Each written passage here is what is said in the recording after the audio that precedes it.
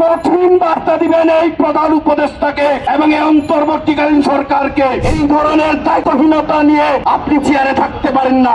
আমার ট্যাক্সের টাকায় আপনারা গাড়িতে বাড়িতে চলেন। এই রাষ্ট্রে আমরা এইরকম একটা রাষ্ট্র চাই না। সংগ্রামী বন্ধুগণ, পার্বত্য চট্টগ্রামে যে পরিস্থিতি চলমান রয়েছে, এই পরিস্থিতি যদি অনতিবিলম্বে আপনারা সমাধান না করেন, মাননীয় স্বরাষ্ট্র উপদেষ্টা আপনি দায়িত্বে থেকে এই যে 144 ধারা জারি করেন, 144 ধারা জারি করে একটি অংশকে বাংলাদেশের নাগরিকদের নিরাপত্তা দিতে পারেন না। আমার ট্যাক্সের টাকায় আপনারা গাড়িতে বাড়িতে চলেন আর আমার নিরাপত্তা নিশ্চিত করতে পারেন না। এই ধরনের দায়িত্বহীনতা নিয়ে আপনি চেয়ারে থাকতে পারেন না।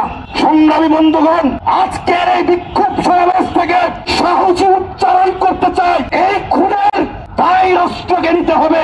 আমার ভাই যতজন মারা গেছে সেই ভাইদের রক্তের জবাব দিতে হবে এই রাষ্ট্রকে। না হলে পাহাড়ে যে চলন্ত সুপ্ত আগ্নেয়গিরি আছে, সেই আগ্নেয়গিরি থেকে লাভা উৎকলিত হবে। সংগ্রামী বন্ধুগণ, বিগত সময় রক্ত দিয়েছি, বন্দুকের মারার সামনে দাঁড়িয়ে আমরা যুদ্ধ করি, আমাদের রক্ত দিয়ে আমরা যুদ্ধ করি। আমার মা বোনদের ইজ্জত বাঁচানোর জন্য আমরা রাজপথে রক্ত দিয়েছি।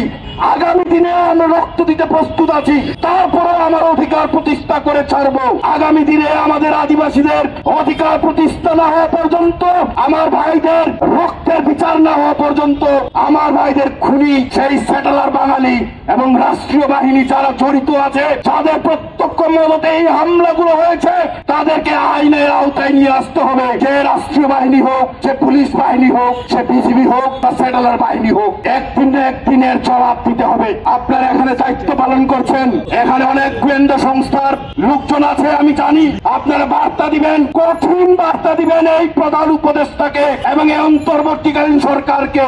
কঠিন বার্তা দিবেন। আগামী দিনে আদিবাসী ছাত্র জনতা কিন্তু বসে থাকবে না। লড়াই যখন শুরু করেছেন, এই লড়াইয়ের শেষটা আমরা দেখতে চাই।